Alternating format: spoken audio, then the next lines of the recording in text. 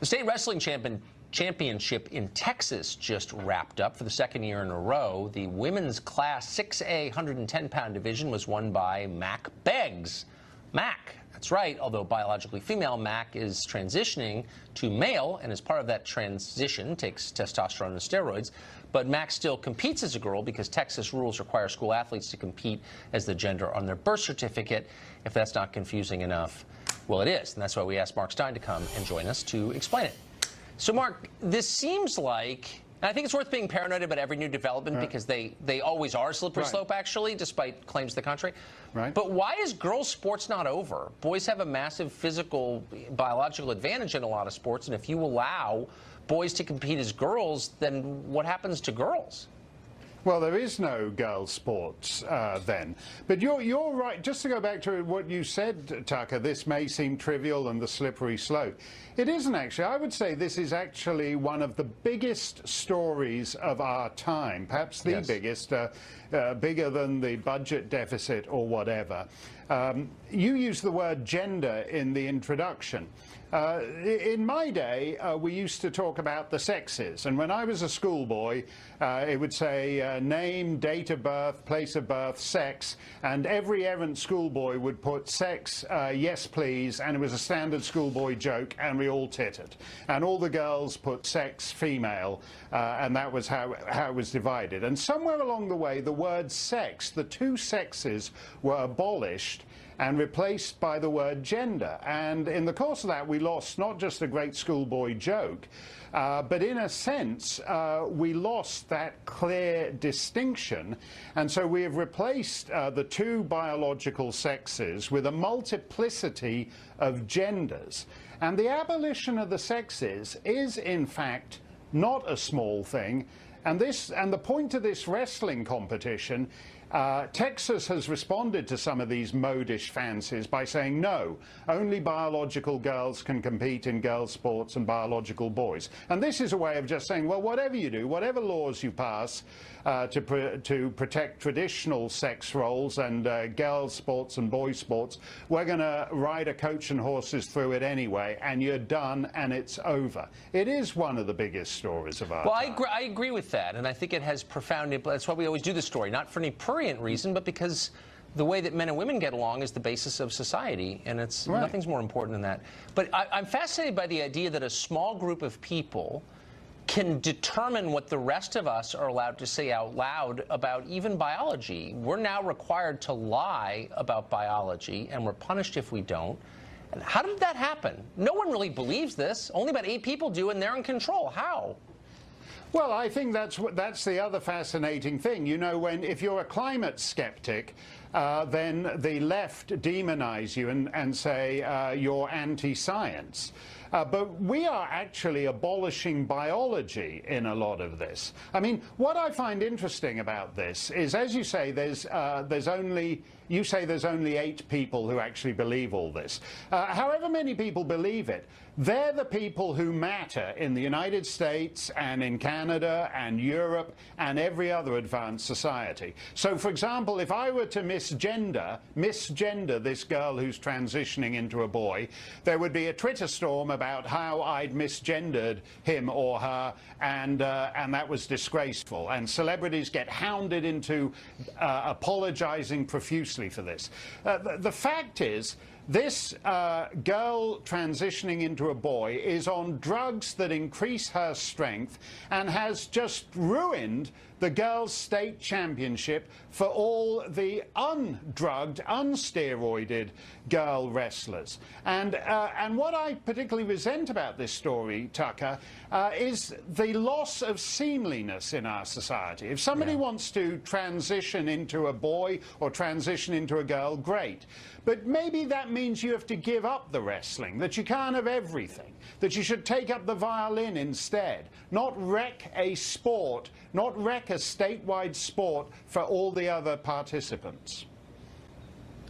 It's deep and true. Mark Stein, thank you, as always, for that. That was great. Thanks a lot, Tucker. Things are moving so fast in America's cultural revolution, the one underway now, you may have lost track of some of the new gender rules. Maybe you don't want to know what they are. Some of them don't seem to make much sense, much less comport with the High school biology you once learned, remember that? Tough luck. You've got to learn them anyway. People are getting fired or getting drummed out of polite society for saying the wrong thing, even accidentally. So pay attention. Excuse me, a few years ago, the goal for transgender rights was acceptance. It sounds pretty reasonable. Most people thought so. Then it was legal enforcement of transgendered identity, with punishment for anyone who doesn't use the right pronouns or eagerly share bathrooms. That happened. Now we're advancing toward mandatory transgender dating. For real. A transgender activist called Zinnia Jones recently lit into straight men because so few of them seem to want to date other biological men who are transgendered. Jones tweeted this: "I don't see a problem with telling straight guys who are exclusionary of trans women partners that they should try to work through that." Jones added this: "These angly declarations that they have some absolute right not to be with trans women are just misplaced and inappropriate. Some absolute right to date who you want. You thought you had such a right. Silly you.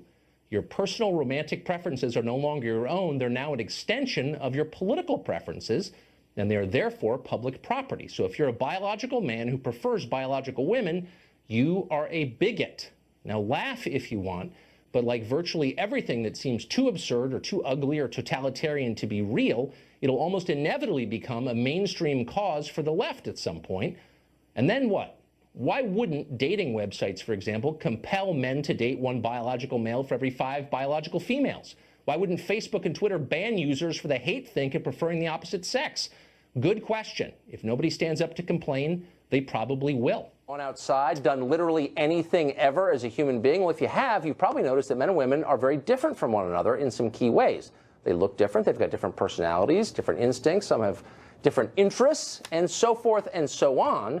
A provocative new book argues that the West has lost its mind and is trying to rebuild society on the belief that men and women are identical. The two genders are just an arbitrary label with no real meaning at all.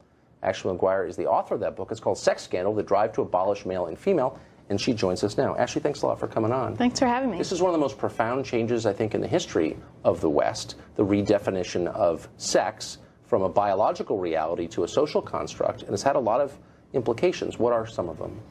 Well, I think a lot of people like you are sort of wondering how it is that they woke up and, for example, we're talking about requiring women to register for the draft, yes, or seeing toys banned from their classroom for gender equity reasons, or wondering why it is that we're sending mothers of young children into combat and calling it equality. And That's I right. think a lot of us can see that, if anything, the ramifications are very unequal, especially for women.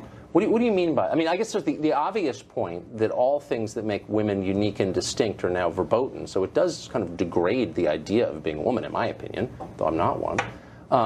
But what do you mean the distribution is unequal, the effect is unequal? Well, I think we have this idea that if we treat men and women identically, if we can just get rid of the differences, yes, they view the difference as the source of the inequity, then we will have achieved equality.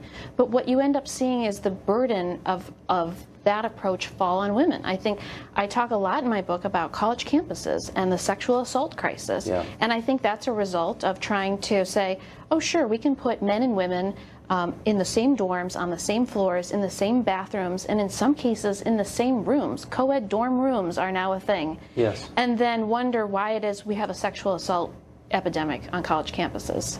Philosophically, it's interesting, the transgender bathroom debate. I think most people think, well, I don't really, I don't want to bother people who want to use a different bathroom. Whatever, most people are pretty tolerant, I would say. But underneath it all is the assumption, the demand that all of us recognize that men and women are exactly the same. And it seems to me it's kind of an attack on women. I mean, if I can be a woman simply by saying I am, then what's special about women? Well, and even more so, I mean, how can women make claims on the basis of their sex if we're now going to say that sex is not a valid category, that this is an arbitrary label assigned at birth? How are women, and this is interesting because this is where you're seeing social conservatives and radical left-wing feminists actually line up together, because they're saying that women are threatened in a world where women can't make claims on the basis of being a woman because male and female are invalid. Well, just to get back to the root of this, I often hear people on the left say, I believe in science. I listen to NPR, I believe in science. I drive a Subaru. Is the idea that sex is purely a social construct and not a biological reality, is that rooted in science? No, this is what was really stunning to me, was to see how, we have science thrown in our faces all day long. And, your sex is literally established from the moment of conception. That is a very basic biological medical reality. And if you read, say, medical textbooks, they're going to talk about your sex in very plain scientific terms. And society is going in a completely different direction. Huh. So there aren't a lot of scientists who say, sex is not, your gender's not real. It's just you can assign it to yourself and it's totally No, valid. and in fact, I have 2 little kids, and even my pediatrician the other day was sort of like, I don't really know how to handle this. They're making our jobs impossible to do, because we're looking at the facts, and the facts, biology is very sort of self-evident, but that's become politically incorrect. Yeah, the rest of us are required to lie at gunpoint, basically. So what's the promise of all of this, all these changes, is it'll make people freer and happier. That, this is what liberation looks like, and you can have an abortion, and you can, all the things that feminism promises, but the outcome is supposed to be positive. Have women gotten happier? No. In fact, as I document in my book, what we've seen is that women right now are at the unhappiest. They're the unhappiest they've ever been. They're the most anxious, most depressed. They're something like 2 or 3 more times likely than men to use medications for anxiety or depression. And I think that's very much related to the fact that we're struggling to basically be ourselves in a world that's making us trying to make us be more like men. Wait, so we're certain that women are less happy than they've been in recent memory? Oh, sure. There was a big study that came out a couple of years ago. I believe it was with the University of Pennsylvania, that found that this was a recorded, they had never seen levels of unhappiness at these recorded levels before. Well, it kind of says it all right there, doesn't it? I think so. Well, I hope people read your book. It's really interesting. Ashley McGuire, thanks a lot for coming on. Thank you.